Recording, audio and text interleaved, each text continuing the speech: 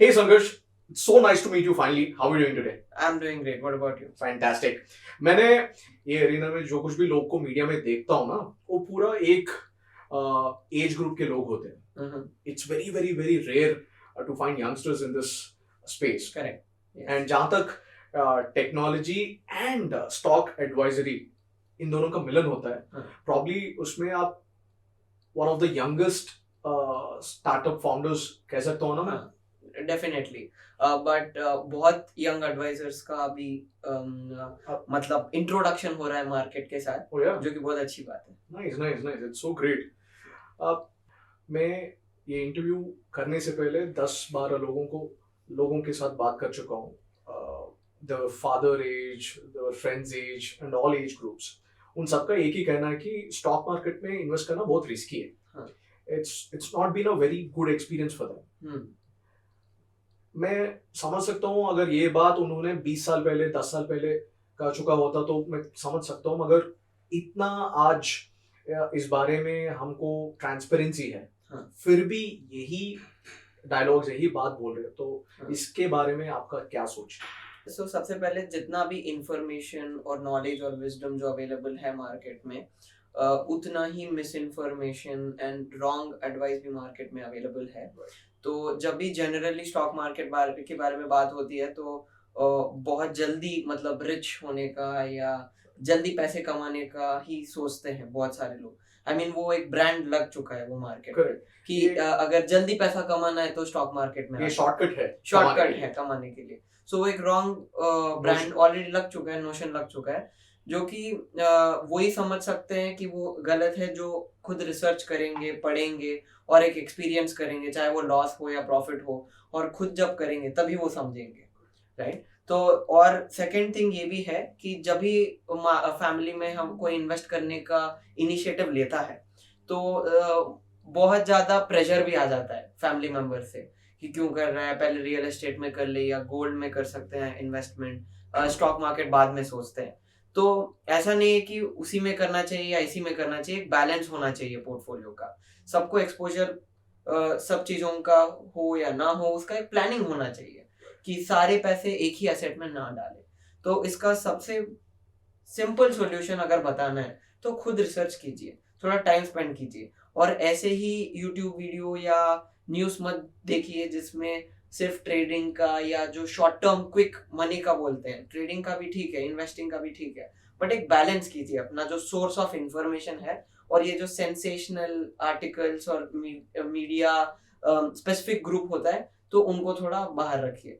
और जो real wisdom है जैसे इंटेलिजेंट इन्वेस्टर हो गया या सिक्योरिटी एनालिसिस या रे डालियो का प्रिंसिपल सीरीज, जो कि इन्वेस्टिंग के बारे में ही नहीं बट बहुत सारे अलग चीज़ों के बारे में भी बात करते हैं, ऐसे पुस्तक को हमें थोड़ा रिकमेंड करना चाहिए और पढ़ना चाहिए. तो उससे एक नया पर्सपेक्टिव जो है खुल जाता है मार्केट के बारे में. I'd rather take Savard subscription than read those books, man. I hardly understand those books. But coming back to the investment, अगर इन्वेस्टमेंट करना ही है तो सवाट में और सवाट के द्वारा इन्वेस्ट करना जरूरी है क्या, या फिर व्हाई हाउ इज सवाट different from other investment platforms? हाँ, तो जैसे मैंने अभी बताया, बिल्कुल जरूरी नहीं है कि आप सवाट से ही इन्वेस्ट कीजिए. इन्वेस्ट करना इंपॉर्टेंट है, उसको करने के लिए दो अलग सॉल्यूशन मैं बताऊंगा. एक पर्सनल रिसर्च जो अभी हमने बात किया कि ओनली पुस्तकों से ही नहीं, जैसे मैंने बताया यूट्यूब वीडियो से बहुत सारे अच्छे एजुकेशनल कोर्सेस भी हैं, सारे पेड भी नहीं, फ्री भी है बहुत सारे, जैसे ज़ेरोधा का वार्सिटी जैसे उनका वेबसाइट है, और वो बेसिक से लेके एडवांस लेवल तक एजुकेशन फ्री में करते हैं. तो ऐसे बहुत सारे, वो तो एक जस्ट एग्जांपल है कि आप पर्सनल रिसर्च करके, पढ़ के, देख के, सीख के कर सकते हैं. इसमें किसी को कुछ भी पे करने की ज़रूरत है ही नहीं, बिल्कुल भी नहीं है. बट इसमें सिर्फ एक और इन्वेस्टमेंट हमको करना चाहिए, नॉट जस्ट मनी, टाइम भी इसमें इन्वेस्ट करना पड़ेगा. तो अगर वो इंटरेस्ट है, टाइम है, तो किसी और चीज़ की ज़रूरत है ही नहीं. राइट. तो जो सेकेंड ऑप्शन है कि लोग बोलेंगे नहीं मुझे इतना टाइम नहीं है, इंटरेस्ट नहीं है, जैसे आप बता रहे थे, आपको अपना एक प्रोफेशन है, आपका एक फुल टाइम जॉब है, इतना टाइम नहीं है, तो सिर्फ उन्हीं के लिए दूसरा एक प्रोफेशनल या एक्सपर्टीज की ज़रूरत है कि आप ये देख लो. राइट. और मुझे अपना प्रोफेशन पे मुझे फोकस करना है, तो वहाँ पे एडवाइजर या सावर्ट जैसे सर्विसेज का जो है रोल आता है। और इन जनरली ब्रोकर और एडवाइजर में भी बहुत ज़्यादा कंफ्यूज कर जाते हैं लोग कि हम ब्रोकिंग करते हैं और वो लोग एडवाइस देते हैं, ऐसा उल्टा सोचते हैं। तो ब्रोकिंग ऐसा है कि ट्रेडिंग या ट्रांजैक्शन, बाइंग सेलिंग, ये जो चीज़ें हैं वो ब्रोकिंग के प्लेटफॉर्म से एनेबल होता है, फैसिलिटेट होता है। और एडवाइजर का सिर्फ यही काम है कि बताना है कहाँ इन्वेस्ट करना है, कहाँ नहीं करना है, और गुड डिसीजन लेना ही मतलब गुड सजेशन देना ही उनका सिर्फ रिस्पॉन्सिबिलिटी नहीं है, बट बैड डिसीजन लेने से भी बचाना है। तो ये पर्सपेक्टिव भी हम देते हैं। और बहुत सारे ऐसे हमारे पास एग्जाम्पल्स हैं कि रॉन्ग इन्वेस्टमेंट्स, जहाँ पे मार्केट में वो स्टॉक एकदम हॉट था, तो हमारे क्लाइंट को उसमें इन्वेस्ट करने का मतलब इट वाज अट्रैक्टिव, वो रिसर्च नहीं कर रहे थे, बस उनको लगाना था क्योंकि बहुत सारे और लोग लगा रहे थे और उनको फोन्स और एसएमएस पे टिप्स आए, टेलीग्राम ग्रुप्स में बताया कि डबल होने वाला है, नेक्स्ट 10 डेज में इसमें डालो। तो हमने ऐसे बहुत सारे रॉन्ग डिसीजंस लेने से भी बचाया। तो यही इंपॉर्टेंट नहीं है कि कितना आउट परफॉर्मेंस या परफॉर्म हमने किया, बट वो भी कि कितना लॉस हमने कंट्रोल किया, वो भी हमारा एक इम्पॉर्टेंट रोल है। फैंटास्टिक। संकुश, ज्यादातर लोग ब्रोकर्स और स्टॉक एडवाइजरी फर्म्स या फिर स्टॉक एडवाइजर्स, इन दोनों का फर्क नहीं जानते और ज्यादातर कंफ्यूज हो जाते हैं। उन दोनों का डिफरेंस क्या है और आप किस कैटेगरी पे आते हैं? यस, तो इसका एक not exact but similar analogy में एक दूंगा। जैसे अगर आपको कोल्ड या कॉफ है तो आप जाते हैं डॉक्टर के पास। डॉक्टर क्या करते हैं? डायग्नोसिस एंड क्यूर रेकमेंड करते हैं, वो एक एडवाइजर का काम है। लेकिन जो प्रिस्क्रिप्शन में आपको दवाई लिख के देते हैं कि आप ये खरीदो, आपके इलनेस के लिए आप बेटर फील करेंगे, तो वो आप कहाँ खरीदते हैं? मेडिकल शॉप में खरीदते हैं। तो वो सिमिलर टू ब्रोकर है, राइट? तो दोनों का अपना अपना रोल है, दोनों सेम, दोनों का जो मिशन है आपको बेटर फील करवाना है, बट वो अलग अलग काम कर रहे हैं। तो ये डिफरेंस है ब्रोकर और advisor. I like this one. Sankush, मुझे बताया गया था कि सवाट जो ऐप है ये बहुत रिसर्च कर लेता है और आर्टिफिशियल इंटेलिजेंस वगैरह वगैरह यूज करती है और बहुत सारे डेटा पॉइंट्स को एनालाइज करने के बाद जो कुछ भी एडवाइजेस देती है वो देती है। But there is no single formula for success. तो आप ये रिस्क फैक्टर कैसे कम करते हैं? द प्रोबेबिलिटी ऑफ लॉस और रिस्क ये कैसे कम करते हैं? ये कैलकुलेशंस कैसे होते हैं? Correct. So number one, generally हम जब भी ये एक्सप्लेन करने की कोशिश करते हैं, जनरली लोग वही सोचते हैं कि वो कुछ सीक्रेट सॉस है या कोई सीक्रेट फॉर्मूला या होली ग्रेल है जो हमने क्रैक कर दिया तो उससे हमको मार्केट के बारे में पता चलता है। हाँ, ऐसे बट ऐसा कुछ भी नहीं है बेसिकली। और हमें खुद नहीं पता कि मार्केट नेक्स्ट डे या नेक्स्ट मंथ या नेक्स्ट 6 मंथ्स कहाँ रहने वाला है, ऑनेस्टली। तो जो भी लोग बताते हैं कि नहीं मार्केट यहाँ पे है, ये ऐसे ही होने वाला है, तो जनरली उनसे दूर रहना ही सही है क्योंकि उनको समझ नहीं आ रहा है कि क्या है। तो मिस्टर मार्केट बोलते हैं, राइट? तो जैसे बेंजामिन ग्रैहम ने बोला मिस्टर मार्केट, तो मिस्टर मार्केट हमसे बहुत ज़्यादा इंटेलिजेंट और वाइज भी हैं, तो उनको समझने की हम कोशिश कर सकते हैं, प्रेडिक्ट करने की कोशिश हम करते नहीं हैं। तो हमारे जो मॉडल्स हैं वो प्रेडिक्टिव नहीं है, वो एसेसिव है, जो एसेस करते हैं करंट सिचुएशन को।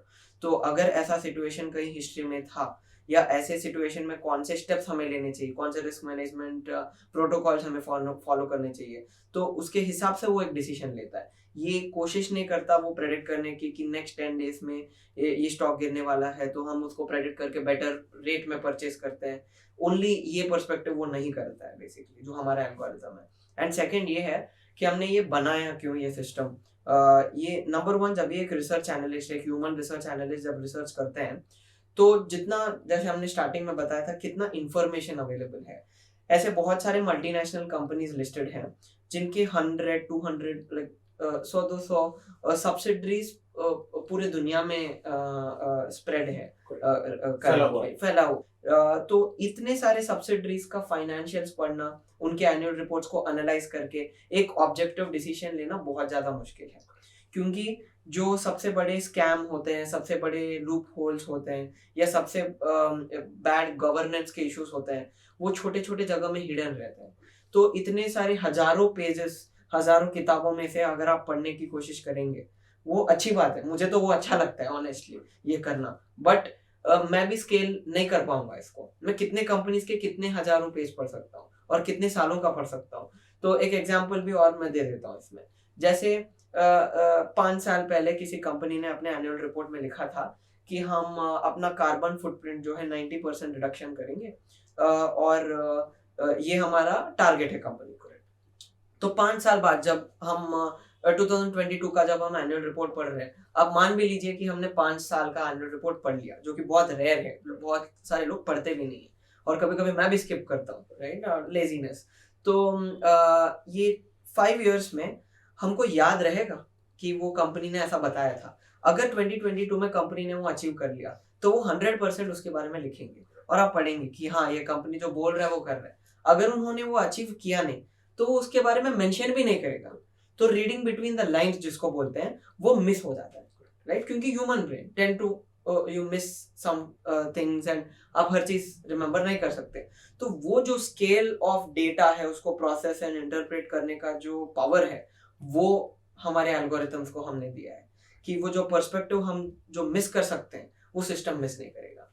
बट थर्ड पॉइंट, उसका मतलब ये नहीं कि सिस्टम सब जानता है, सब पढ़ लिया, उसको सब पता है, नहीं, वो भी खुद से मिस्टेक करता है। क्योंकि जब आप बहुत सारा डेटा भी सिस्टम को देते हैं, तो अननेसेसरी डेटा भी उसमें आ जाता है कि यहाँ पे ये कंपनी के फैक्ट्री में वो स्विच बोर्ड काम नहीं कर रहा है, मुझे जानने की जरूरत नहीं है उसकी, राइट, बट वो फिर भी वो कंसिडर कर लेता है।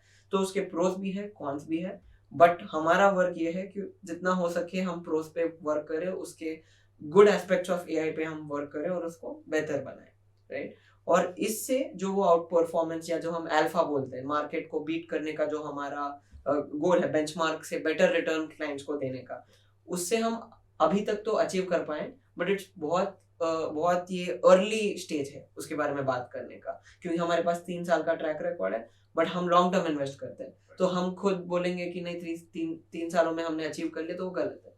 तो एटलीस्ट एक 10 इयर्स हमें वो सस्टेन करना पड़ेगा, जो हमने रिटर्न दिया अभी उसको सस्टेन करना पड़ेगा, तब जाकर हम बोल सकते हैं कि ये मॉडल में बहुत ज्यादा पोटेंशियल है। Thanks for being so honest. In fact मुझे खुद पता नहीं था कि मार्केट में एक बेंचमार्क है रिटर्न्स का, और बेंचमार्क से ज्यादा परफॉर्म करने वाले स्टार्टअप्स और एडवाइजरी बोर्ड्स या फिर ब्रोकर्स और फर्म्स होते, और आप उनमें से एक है। ये तो मुझे खुद पता नहीं था। आपने thank you for letting out that information. So आप बताइए बेंचमार्क क्या होता है, और आपका 3 साल जो कि ज्यादा कम भी नहीं है, आप बोले हो 10 साल, मगर 3 साल आदमी का गारंटी नहीं है, तो 3 साल आपका जो रिकॉर्ड रहा उसके बारे में बताइए। सो नंबर 1, जैसे अभी बेंचमार्क आपने पूछा, बेंचमार्क है क्या? सो किसी भी चीज के परफॉर्मेंस को हमें कंपेयर करने के लिए एक इंडेक्स टाइप का कुछ चाहिए, या कोई रिलेटिव मेजर चाहिए, या एक मेजरमेंट का एक सिस्टम चाहिए।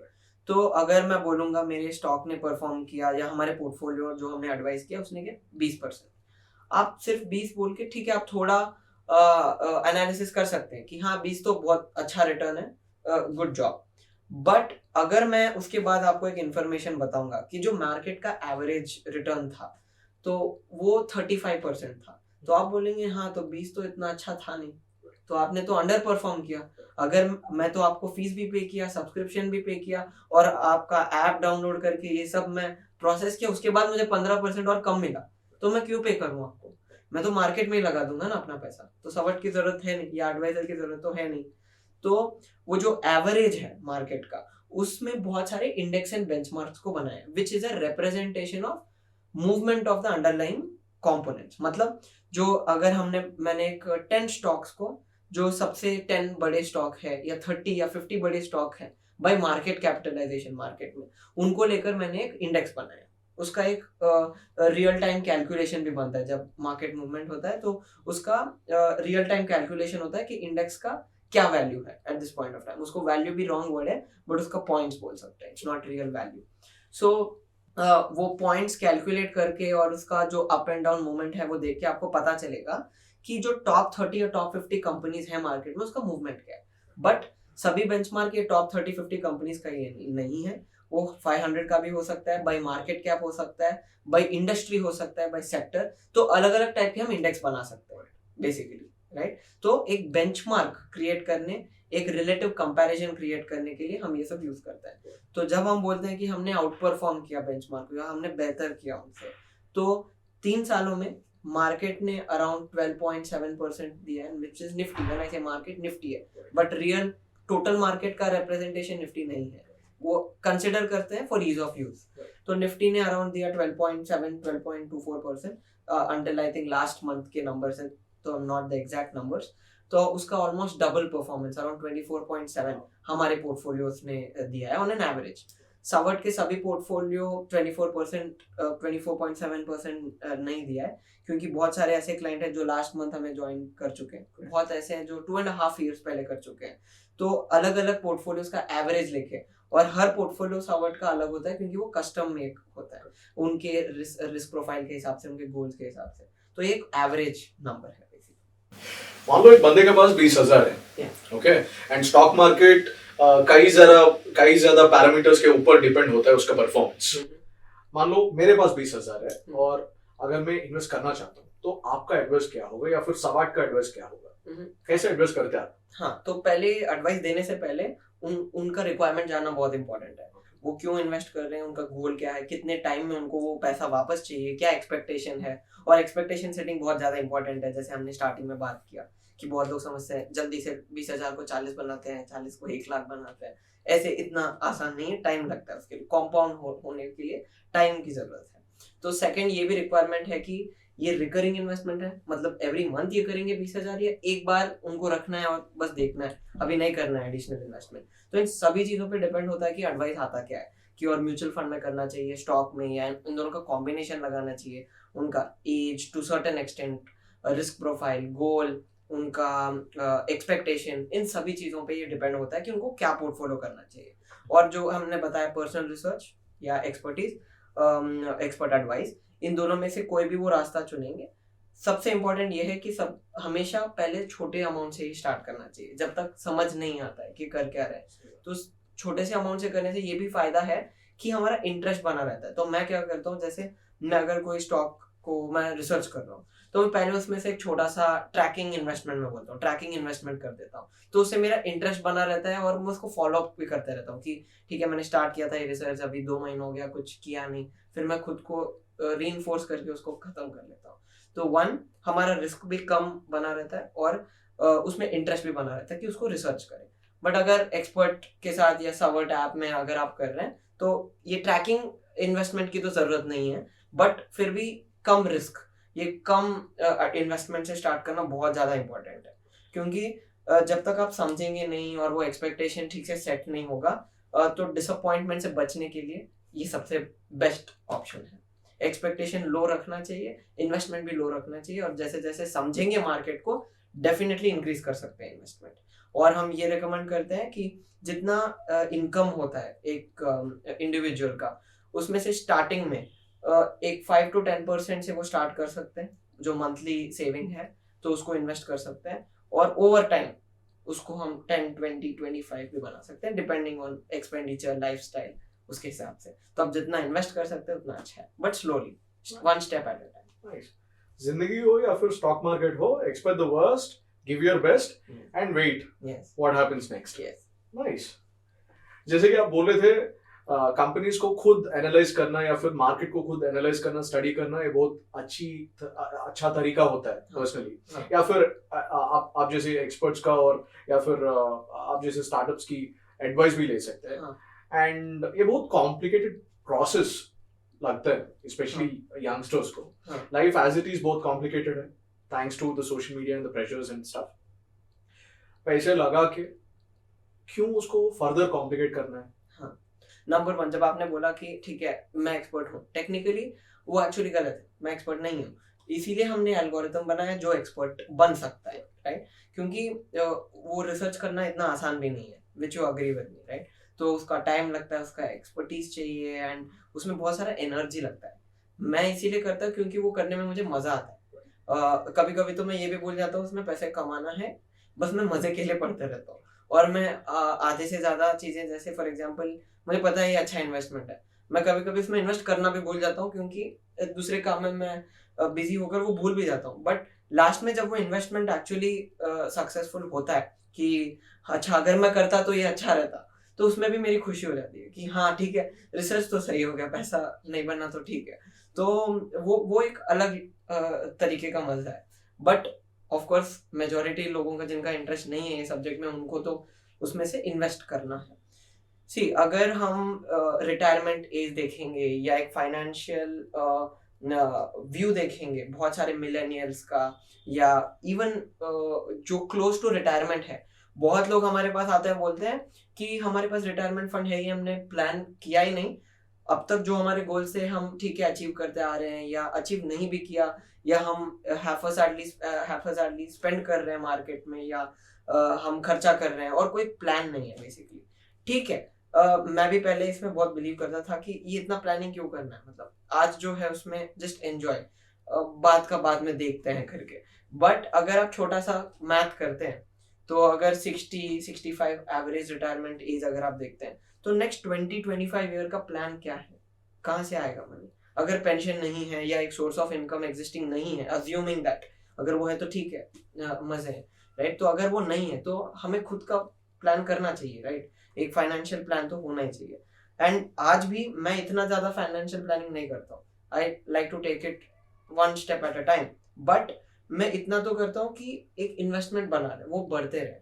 क्योंकि अगर मैं ही दिन भर काम करता रहूंगा और जब मैं काम करना रोक दूंगा और पैसा भी अगर रुक जाएगा तो उसमें मजे क्या है, राइट? तो ऐसा फ्रीडम होना चाहिए लाइफ में कि कल मुझे एक टूर करना है, राइट? बिना ज्यादा प्लानिंग किए मैं सुबह उठ के बोलूँ ठीक है मुझे ये छोटा सा स्पेंड स्प्लर्ज मुझे करना है, वो फ्रीडम तो होना चाहिए ना इतना काम करने के बाद। तो same thing with everybody else, वो भी सब मेहनत कर रहे हैं तो उस मेहनत का फल भी तो आना चाहिए। तो अगर हम सिर्फ एक सोर्स ऑफ इनकम या ओनली अपने जॉब या बिजनेस इनकम पे ही डिपेंड करेंगे, अगर वो कवर करता है हमें सारे एक्सपेंसेस तो बहुत अच्छा है, बट अगर नहीं करता तो उसका सोल्यूशन क्या है? तो इन्वेस्ट करना ही पड़ेगा, क्योंकि आप ही काम करेंगे तो काफी नहीं हो सकता है, आपका पैसा भी अगर काम करेगा तो काफी हो सकता है, तो इसीलिए इन्वेस्ट करना जरूरी है। मैं टोटली एग्री करता हूँ आपके साथ, क्योंकि कोरोना से पहले जो कुछ भी स्टेबल जॉब्स थे, स्टेबल इंडस्ट्रीज थे, स्टेबल सोर्सेज ऑफ इनकम थे, वो हाँ। पूरा डिस्टर्ब हो गए। हाँ। तो बहुत सारे लोगों के पास ऑल्टरनेटिव इनकम सोर्सेज नहीं थे। हाँ। Now I can connect the dots. Correct. तो हमारा इनफैक्ट हम जब सावर्ट स्टार्ट करे थे तो वन ऑफ द मिशन ये था कि ऐसे क्लाइंट्स के साथ हम वर्क करें जो जनरली इग्नोर्ड है ये फाइनेंशियल एडवाइजरी स्पेस में, जो रिटेल इन्वेस्टर्स जिनका छोटा सा इन्वेस्टमेंट अमाउंट से 10,000, 20,000, 30,000 से वो स्टार्ट कर रहे हैं, मतलब छोटा वो मार्केट के लिए, बड़ा अपने अपने के लिए, राइट? तो उनके फोकस से भी करना था। और सेकंड ये था कि अगर आप बहुत सारे मिडिल क्लास फैमिली या लोअर मिडिल क्लास या इवन पुअर फैमिलीज को अगर आप देखेंगे फाइनेंशियली, जिनका इतना स्टेबिलिटी नहीं है, तो हमेशा वो अपने प्रोफेशन या पैशन पे कॉम्प्रोमाइज कर जाते हैं कि अगर उनको सिर्फ डांसर भी बनना है या आर्टिस्ट भी बनना है या पेंटर भी बनना है, वो लास्ट में वही प्रोफेशन करते हैं जिसमें पैसा बनता है, तो वहाँ एक लाइफ ही कॉम्प्रोमाइज हो जाता है। और ये कोविड लॉकडाउन के वजह से ये छोटा सा रेकनिंग या अवेकनिंग आया है बेसिकली लोगों में कि अच्छा मैं ये भी कर सकता हूँ या कर सकती हूँ जो मुझे अच्छा लगता है, मुझे सिर्फ पैसों के लिए ही नहीं करना है। तो क्योंकि फ्री टाइम था, इतने सारे डीमैट अकाउंट भी खुल गए, बट उस डीमैट अकाउंट में से कितने लोगों ने खुद को एडुकेट किया, कितने सस्टेन करके 2 साल बाद भी उसको फॉलो अप करेंगे, वो अभी देखना है, हमको वो डेटा को ट्रैक करना है। बट बैड न्यूज ये है कि बहुत सारे लोगों ने जिन्होंने डीमैट अकाउंट ओपन किया, ट्रेडिंग स्टार्ट किया या इन्वेस्टिंग स्टार्ट किया, उनमें से बहुत लोग वापस नहीं आ रहे, वो मार्केट को वापस छोड़ के चले गए, क्योंकि सेम प्रॉब्लम जो हमने स्टार्टिंग में बात किया, मिस इन्फॉर्मेशन, राइट? कि ये एसेट में डाल दो, ये हॉट है, ये जल्दी पैसा बनाने का तरीका है, ये एडवाइजर को आप बिलीव कर दो, ये डबल करके देगा आपका पैसा, सब अपना पैसा खो बैठ गए बेसिकली, जो कि मार्केट का जनरल साइकिल है। तो एक 100 लोग अंदर आते हैं मार्केट के अंदर, तो उसमें से 80-90 लोग वापस निकल जाते हैं, वो जो 10 है वो रह जाते हैं, फिर उसमें थोड़े बनाते हैं पैसे, थोड़े नहीं बनाते हैं। ये जनरल मिस्टर मार्केट का साइकिल है वर्ल्ड वाइड, इंडिया का ही ये सिनेरियो नहीं है। बट हमें ये माइंड में रखना है कि हम वो 10 लोगों में रहे जो सस्टेन करें लॉन्ग टर्म में, समझे कि क्या कर रहे हैं, उसको सिर्फ स्पेक्यूलेशन और गैम्बलिंग के पर्सपेक्टिव से ना देखें, हम एक बिजनेस में इन्वेस्ट कर रहे हैं उसको ऐसा देखिए। बिजनेस में गारंटी होता नहीं है, रिस्क होता है, रिटर्न भी होता है, रिवॉर्ड भी होता है, तो उसको समझें और उसको उसके हिसाब से इन्वेस्ट करें। जाने से पहले मेरा आखिरी सवाल, इन्वेस्टमेंट करने के लिए मैं रेडी हूँ, मगर मार्केट में कई सारे फ्री एडवाइस देने वाले बंदे हैं, वो अपने आप को फाइनेंशियल इन्फ्लुएंसर्स कहते हैं या फिर फ्री टिप्स देते हैं टेलीग्राम व्हाट्सएप कई माध्यमों के द्वारा। ये इसमें बहुत सारे फ्रॉड भी होने का चांसेस है। तो what is my parameter to identify a verified source? इसका कुछ लाइसेंस होता है ट्विटर के जैसे ब्लू टिक होता है? तो जैसे सबसे पहले जो वेरिफिकेशन आप कर सकते हैं सेबी का registration, SEBI securities and exchange board of India. जैसे बैंक्स का रेगुलेटर आरबीआई है, सिक्योरिटीज मार्केट का सेबी है। तो इनके साथ अगर रजिस्टर्ड लाइसेंस नंबर है, वो कोई भी लाइसेंस हो सकता है, जैसे mutual fund distributor, registered investment adviser, research analyst, ऐसे अलग अलग लाइसेंस है। तो उसको एकदम ध्यान से चेक कीजिए, सेबी के वेबसाइट पे भी चेक कीजिए। और उसके बाद क्लाइंट के टेस्टिमोनियल्स देखिए और उनका वेबसाइट ऐप पे जो रिव्यूज हैं वो देखिए। उसके बाद ही आप इन्वेस्ट करने का जो है डिसीजन लीजिए। और ये जो बहुत सारे नए मार्केट गुरुज ऐसे आ रहे हैं, तो उसका सबसे बड़ा एक टिपिकल ट्रेट ये है कि जब भी मार्केट बढ़ते रहता है तो सब गुरु बन जाते हैं मार्केट में, लेकिन जब वो गिरता है बहुत कम लोग रह जाते हैं। तो ऐसे लोगों के साथ ही ज़्यादा प्रेफरेंस दीजिए जो अप्स एंड डाउन्स को देख चुके हैं और वो जानते हैं कि वो क्या बात कर रहे हैं। और ऐसे नहीं बेचना चाहिए कि जैसे आप जैसे जब आप फॉर एग्जांपल जो कपड़े बेचने का एक स्टाइल होता है और एक स्टॉक्स एडवाइस करने का एक स्टाइल होता है, राइट? उन दोनों को कंफ्यूज नहीं करना चाहिए, राइट? अपना अपना तरीका होता है, क्योंकि स्टॉक में जो रिस्क अंडरलाइंग है उसको हमेशा कम्युनिकेट करना बहुत ज़्यादा इंपॉर्टेंट है। बहुत ज़्यादा डिस्कशन ऑप्टिमिस्टिकली होता है इस चीज़ पे कि स्टॉक इतना बढ़ सकता है, इतना हो सकता है। नहीं हुआ तो वो बिजनेस नहीं चला। अगर तो बिजनेस के ऊपर क्या एक्सटर्नल फैक्टर्स हमें रिसर्च करना पड़ेगा, क्या हम नहीं जानते, हमारा क्या इग्नोरेंस है उस इन्वेस्टमेंट के बारे में। तो जैसे बफेट ने कहा, वॉरेन बफेट ने कहा, इग्नोरेंस इज रिस्क। तो ऐसे चीज़ों को समझना बहुत ज़्यादा इंपॉर्टेंट है। तो इस कॉन्वर्सेशन में जो कुछ भी पॉइंट्स इन्होंने दिए थे उसको जाके वेरीफाई कर दीजिए या फिर खुद ट्राई कर दीजिए। और आज से थोड़ा जो कुछ भी आप कर रहे हो ना उसके उसके ऊपर थोड़ा ध्यान करके करने के लिए कोशिश कर। आज से आप इन्वेस्टमेंट कर रहे हो तो ये सब चीजें ध्यान में रख के इन्वेस्टमेंट करिएगा। And thank you so much, all the very best and cheers to your financial independence.